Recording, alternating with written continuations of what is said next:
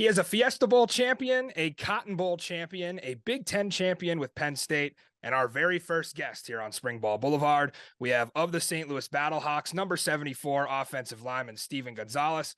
Steven, thanks for joining us. Welcome in, man. Hey, Maddie. Thanks for having me, brother. Appreciate you bringing me on. Of course, and I got to thank you first before we even start for keeping Trace McSorley upright for all those years so that I could write a song about him. I really couldn't have done it without you. Very catchy song, man. It had me. I was singing it for like a solid couple months when it came out, bro. I was like, oh my God. It was super catchy. So, yeah, I had to do my job, had to get done, had to make sure Trace was upright and good and, making sure he was breaking records and scoring tutties. Yeah, and like I said, offensive lineman, you guys don't ever get a lot of credit, but I just hope you know that when I was writing that song, I did have you guys in mind. I appreciate that. Yeah, so we'll get into your last 5 or 6 weeks here with the XFL. I wanted to bring up one thing here. I want to give you the chance to respond to something. So I'm not sure if you saw this, but I heard on social media last month out of the mouth of your former teammate, Rob Windsor, now of the Vegas Vipers. He called you out on Instagram, and this was last month. Cameras rolling, mic's up. He says, I want Steven Gonzalez one-on-one. Hey, Rob's a competitor. Rob's always been like that with me since, the first day we stepped on campus together because we were in the same recruiting class in 2015. So he always wanted to go one-on-one against me. We always had a lot of good battles in practice. Sometimes we even, had fought it out sometimes in practice. Things got a little heated. So, me and Rob have a good friendship, good little rivalry. So, I was not expecting that when because he sent it to me actually. So he sent me that video on Instagram. When it first came out, I was not. I was like, why did he send me this? Like, I was really confused. And then all I see is his face pop up. He's like, Steve Gonzalez and St. Louis Battlehawks. I want to face you. It's something Rob would do. So I honestly just started laughing. I thought it was just hilarious. But we faced them twice this year, and look forward to it. So. Look forward to seeing I've seen a couple of my former teammates. So, just really, like I said, just looking forward to the competition, looking forward to playing against Rob again. Like I said, it's been a long time. Yeah, and I think you're one of at least 5 former Nittany Lions in the XFL that made 51-man rosters. Obviously, Mike Manette, you were in the trenches with him the whole time at Penn State. He's with the Dragons. We mentioned Rob, Sharif Miller, actually listed as a safety on the XFL website. That's a hard-hitting safety if they moved him. I think that's gotta be a typo. I was about to say that's a very big safety. 260-pound safety. So yeah, I think it's probably a typo. But so probably when you guys play the Dragons or the Vipers, who do you think Coach Franklin's going to root for? Sheesh. I'd hope he root for St. Louis. I'd hope he root for St. Louis at least. But I know he's definitely happy of all his guys that made it, and I know Coach Franklin's definitely happy for all of us. He'll probably send us a text right before the game or something. Yeah, a lot of you guys are teammates. It's really cool to see. Have you been able to spend time with any of them in the hub at all?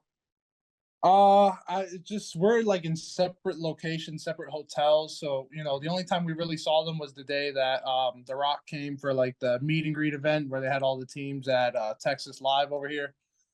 So I was able to see Rob that day. I was able to see Menet. I was able to see actually another kid, Daniel Joseph, who had transferred out, I think, my senior year. I remember Daniel. Yep. He's on Seattle as well. So, Wow. I saw him. I didn't see Sharif or the other guys, but I bet they were there. There were so many guys there. So, but I was able to see Menet. I was able to see Rob. So. Yeah, with the hub, a lot of people might not understand really what goes on with all 8 teams being in one specific city. Obviously, they split it between 2 different squads at each of the practice facilities. I think you guys are with DC, right? Yeah. So as a DC Defender fan, that's interesting. We'll get into that a little bit. Yeah, I know later. that the gear and everything was kind of bothering me. I'm not gonna lie, but it's okay. I'm gonna let it slide. I'll let it rock. Yeah, that's funny. My producer just said, "Are you really gonna wear that?" I said, "Listen, it's a league for the fans. We got it. We got to just roll with it." You got to listen. I respect you. You got to represent your team. So I listen. I respect the passion. Hey, you can thank the guy, the jersey behind me, DeAndre Tompkins was one of the first Oh, yeah, yeah, DC yeah. defenders back in 2020. So that's the reason I rock with them, and I won't switch up yet, but Yep, we'll yep. see. I remember that. I think you guys are going to be an entertaining team. So with a Yeah. typical day in the hub, many people might not know like kind of what goes on there. What's kind of like your routine been like these last couple of weeks in the hub? Honestly, we've been like in training camp mode for like the past 5 weeks. So it's honestly just been meetings in the morning, doing walkthroughs. Then we go to practice in the afternoon. So it depends because we took the afternoon schedule because obviously, like you said, teams are sharing facilities, teams are sharing, you have 2 teams per practice field. So DC will take the morning shift, they'll work out or they'll practice and things in the morning. And I guess they do their meetings in the afternoon or early in the morning. Like I said, I'm not too sure, but like I said, we do our practice like around 1 o'clock, 2 o'clock. And then yeah, after that, we for a while there we were doing meetings like during the middle of training camp, especially in the beginning and in the middle. But now towards the end, now we're getting into the season. We kind of do most of our meetings, most of our stuff during the day, during the morning. So in the afternoon, we have time to rest, recover, rehab, things of that nature. So yeah, it's kind of slowed down and become more like typical game weeks now. Yeah, it must have felt great to get that call that you were making the 51 man. That must I know your journey and not being drafted in the USFL and having to go through COVID and the experience with the Bills. So I'm sure that felt great. When do you guys leave for San Antonio? Uh, I'm not too sure. I would Okay. believe I would assume Friday or maybe Saturday, but I'm gonna Right. assume Friday. Okay. I heard that they did a little coaches roundtable, and I heard some things that you guys will share a plane with your opposing team. Probably something you've never done before, I assume. I heard something about that too, but I'm Yeah. not. They didn't go into details with us, so I'm not too Right. sure. But I have Okay. heard that rumor as well. That'll be I hope interesting. that's not the case because that might start a lot of issues. Yeah, think about that, especially But on the way home. yeah, on the way, even on the way there, it might Right, right. start issues. So I have no clue, but I definitely heard that rumor. I can't say if there's any truth or anything to it because I have no clue right now. All I Cool. know is that for this game, at least, we're busing to San Antonio because it's obviously nearby. Uh, So yeah, right, right. the So farther quick. games will most likely fly. So like DC, Seattle, Mhm. Vegas, St. Louis. Sweet. So into the football aspect, obviously we talked a lot about the hub. I saw you in camp, you were taking reps at center. I know you as a guard. Is that a position that you played in high school at all? No, I actually had started doing it now when I, came into the NFL, went out into the NFL because you need to kind of be, a Swiss Army knife. You need to be able to know pretty much every position. You bring more value to yourself in that sense.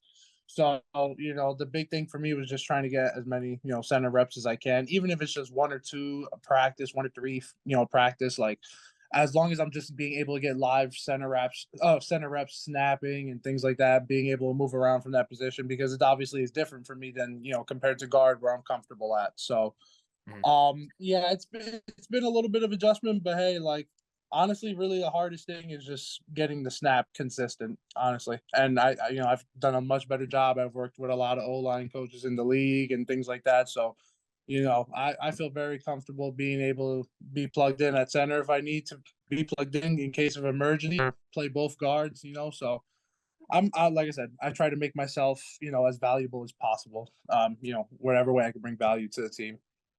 Sure, Coach Lime Grover would be proud to see the versatility, and Coach Yeah, Moorhead yeah, back I there. know that was something he definitely tried to work on me with my senior year. So we kind of started there a little bit, but it's been more of a thing now, obviously, being into the professional level. So, but yeah, he definitely is proud of me seeing some snaps, me taking snaps and things of that nature. So I'm curious in practice and in camp, the implementation of the new rules and how they kind of make you guys aware of some of the changes. Is there a certain rule as an offensive lineman that stands out that might be a little bit different than when you played in college?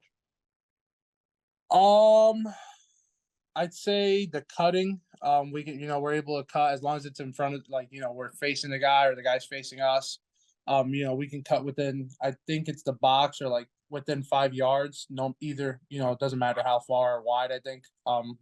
Forgot the exact rule, but I know that we can cut, and that's something, I wasn't able to do in college. In the NFL, you could do it too, but it's also very limited. So here in the XFL, they just, they let, as long as it's not obviously from the side or it's dirty or something like that.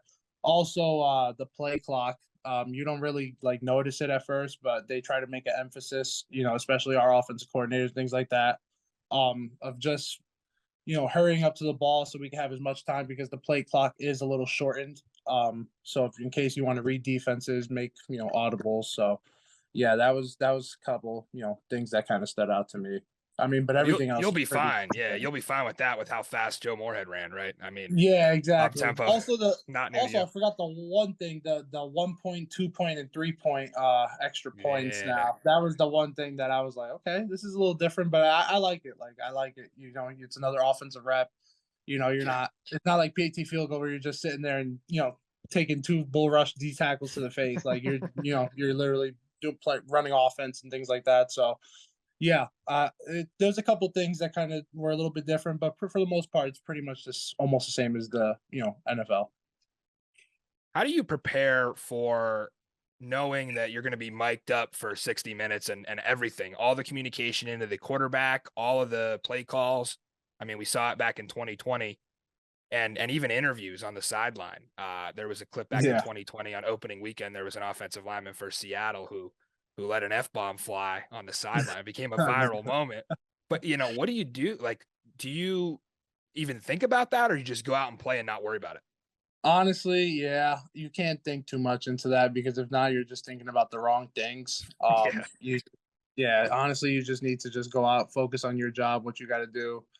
I mean, we'll make different calls if we have to, but I mean, at the end of the day, all the calls, honestly, throughout every league are universal. Like everyone, every O line coach teaches the same calls, same as defensive coaches and things of that nature. So at the end of the day, it really doesn't even matter. It doesn't. I mean, especially for me, maybe for like quarterbacks and things like that, it's a little bit different because they have a lot more signals that they got to do. But in terms of offensive line, everything's pretty universal. So I don't. It doesn't really change much for me. I don't even think I might. I don't even think I'm going to be mic'd up. But I know people around me probably will. So Yeah. you probably will hear me once in a while. Yeah, that's one advantage of being an O lineman. Obviously, I think every football player would say, well, I want to get on the sideline and I want to, zone in and I don't really want someone in my face, but that's tough for the quarterbacks and even some of the defensive players last year. Like a lot of the guys even said on live air, I don't really know what to say. I'm not used to this. Right. Yeah, like But that's different. Very different. it makes for good content. So at least that. It does. It's good entertainment. Yeah. So what would you say to a sports fan who's from the St. Louis area? Maybe they love the Cardinals, they love the Blues. Maybe they were a longtime Rams fan back in the day, but they don't have the Battlehawks on their radar yet. What would be your pitch to get them involved and for them to become a passionate Battlehawk fan? Honestly, I don't think I have to do much. I visited St. Louis for a fan fest, and honestly, they remind me of like Penn State fans. They're very Wow. Okay. they're like cult like, like they Yeah. got the Rams taken away from them. And I mean, Mhm. we were in this like armory that holds like 6,000 people for this fan fest. I'd say at least almost a good 1,000 people were there, at least 800, and that's just to see a couple players have a couple autographs like that. A lot of fans showed up. So yeah, I don't think I really have to pitch much to St. Louis fans. They're very passionate about football. They're very passionate about sports. That's a sports city. It's very blue collar. They're very passionate. So I don't. I think they'll sell out our stadium for our home game. So yeah, not much to sell them. They know what the deal is. They know that they got to come show their support and be as loud as they can be. I was bummed to see the schedule that 3 weeks on the road to start. I'm like, man, we need to see this. We need to see the dome rocking. Like that's what the XFL was all about in 2020. We'll have to wait a little Yeah, bit, but yeah, I think it'll be worth the wait. Listening to Coach Beck last night on the round table. I mean, that guy is just so I think the XFL, he could become the face of the league. I know there's a lot of coaches in there that obviously have a ton of experience and Coach Beck making his first time as a head coach. But man, he's like so personable and he's just full of information and He's a great Yeah. communicator, and I really do think that they're going to push him to be the face. I can't wait to see how he interacts with the crowd, and I assume that that's rubbing off on you guys, kind of his energy. Yeah, definitely. I mean, he like literally just how you explained. That's how he is to us. He's very informative, very personable. He wants to get the best for his players. Wants to do the put his players in the best situations. Just trying to like I said, make an opportunity out of this. Trying to get us an opportunity into the NFL. So I love Coach Beck. I think he's a really good dude. He gave me this opportunity. He talked to Dave Bowler, the director of player personnel, and they spoke together, and they were able to get me this opportunity, and they brought me aboard, and they trusted me and my abilities, and they hadn't seen me play in years. I hadn't really played an actual game. I was just in preseasons, so for them to trust me and things like that, like I said, I owe a lot to Coach Beck. I think he's a great guy, Jersey guy as well, so that definitely helps out a lot. But yeah, no, definitely the way you said it, he's very personable, he's very informative. He's like I said, he definitely will be a face of the league for sure. And a big blocking tight end too. So not only from He's Jersey, huge. but He's bigger than yeah, me. He's bigger than me. He's like 6'7". yeah. I When have they to said look up tight to him end, like I'm like, I wow, have to tight look up end. to him. Yeah, I'm like, yeah, for sure. So I'm sure a lot of Penn State fans will be tuned into this interview. So I got to ask, when was your last time back in State College? damn. Ooh, long time. Yeah, Kind of. It was pro day in 2021. That was probably the last time. So like April-ish or March. yeah. March I don't. 2021. That was the last time. Yeah, I wanted to go back to a game, but life just gets a little hectic, and Mhm. I just didn't have time. I'm hoping now this year coming up, maybe I can make a whiteout or something of just try to make some sort of game. I did go to the Rutgers game this year though, at Rutgers though, unfortunately, so it wasn't obviously at Penn State, but I was able to see Coach Franklin. I was able to see those guys, so it was cool, kind of catching up with them over there. I don't know how much you got to watch the team this year, but obviously bright future. Tell Yeah. our viewers why you think Penn State will win a national title in 2023. They got two very good running backs, Yeah. and the O line is actually playing very well. And that defense is great. Defensive backs, great D linemen, great pass rushers. Penn State's always had great pass rushers. I just think up front they've gotten so much better, and obviously, like I said, two great running backs, and hopefully, Drew Lar can put it all together. Hopefully, he's what everyone says. Everyone thinks he's going to be. I think he'll be pretty special. I could tell he has a very special arm, special talent. So, like I said, it's very exciting to see what the future holds for them. But I definitely see a lot of success for sure. And obviously, Coach Franklin's going to run a tight ship. He's going to run everything very organized. So, I see a lot of prosperity in their future. Yeah, and it really is just incredible to see you being a 3-year starter and being part of what Coach Franklin was building and kind of his first group, and to where they've gone now. Obviously, you were in the Fiesta Bowl, the Cotton Bowl. You started at the end of the Big Ten championship season. And for them now to go out and win the Rose Bowl, and Yeah. for Sean Clifford, a guy you blocked for, to kind of finish up his career. I could talk all day about Penn State, but really what it's about here is the St. Louis Battlehawks and the XFL. Really, when you look at the Battlehawks and this season, I know some of the coaches and some of the players have said kind of what their individual and then team goals are for the season. When you wake up every morning, what kind of drives you, and what are your goals from now until May 13th, which would be the championship game? So personal goal, obviously, just like everyone in this league, we want to make the NFL. A lot of guys feel like they're on the fringe, and feel like they just need that opportunity to put out film, to put out good game film. Pressure situations that can show the NFL, hey, maybe this guy can develop for us, or maybe we leave him in the XFL for a year and then we bring him up and we develop him. So that's obviously my personal goal. My personal goal is to obviously have a great season. To do anything I can for the team, sacrifice, whatever I can to win a championship. But yeah, that goes on to lead me to my team goal. Obviously, we want to win a championship. That's the only way you get noticed in this league. You go to the playoffs, you win a lot of games, and you win a championship. that'll get you noticed by NFL teams. You know, they want winners. They want to know, how did this team win? They must have all gelled together and came together. All the players must have bought in. So yeah, I mean that's my kind of personal and team goals. You know, very basic, but you know, I think it's, you know, like Coach Franklin kind of preached about a lot, and even Coach Beck preached about it, you know, the other day when we started game week. You know, we just got to take it 1 week at a time and just go 1-0 each week. You know, focus on one opponent at a time, because you know that's the most important person, you know, opponent, and you know thing you're worrying about for the week. So can't look too far ahead. Can't, you know, worry about training camp or nothing like that. Just one at a time, going 1-0 each week. Absolutely. One of those core values at Penn State. And Steven, we thank you so much for your time. Obviously, in my book, Penn State legend, you were all conference there, won so many different accolades over the course of your career. And I really don't think that you guys got enough credit. And it's really cool that like you and Minute and all the guys that'll be moving on and will finally get to play again and showcase, you know, what you guys really learned at Penn State, and be able to actually play and get some film. Steven, again, thank you for joining us, man. Good luck against San Antonio. I'm sure the world will be watching. This is the big one, right? The opening weekend. I mean, they've been talking about this for years, and it's finally here. I can't believe it's here. We'll be riding with you guys all season. Again, that XFL championship does run through DC, but you know I'll be rooting for you anyway.